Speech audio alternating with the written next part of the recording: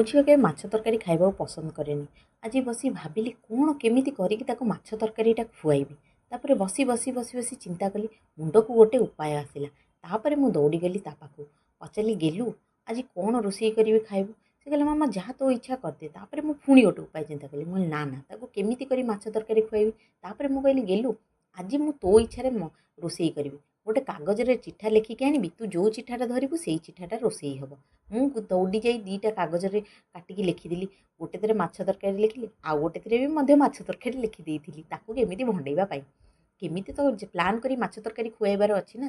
ତାପରେ ତା ପାଖକୁ ନେଇକି ଗଲି, ସିଏ ଧରିଲା। ମୁଁ କହିଲି, ହଉ ଗେଲୁ ତୁ ନିଜେ ଦେଖା କ'ଣ ଲେଖା ହେଇଛି।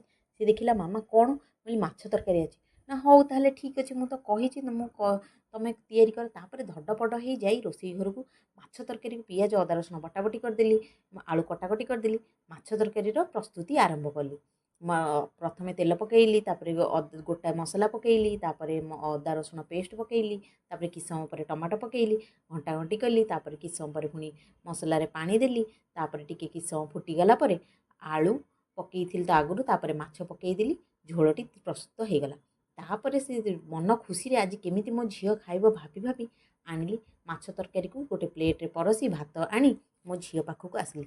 ମୁଁ କହିଲି, ଗେଲୁ ଆଜି ଦେଖିଲୁ ମାଛ ତରକାରୀ ତୋ ଇଚ୍ଛା ଅନୁସାରେ କରିଛି, ଦେଖି ଖାଇକି କହିଲୁ କେମିତି ହେଇଛି।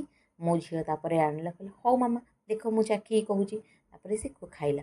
ଖାଇସାରି ଅତି ଖୁସିରେ କହିଲା, ମାମା ଆଜି ତରକାରୀଟା ତ ବଢ଼ିଆ ହେଇଛି, ମୁଁ ଏଥର ସବୁଦିନ ମାଛ ହିଁ ଖାଇବି।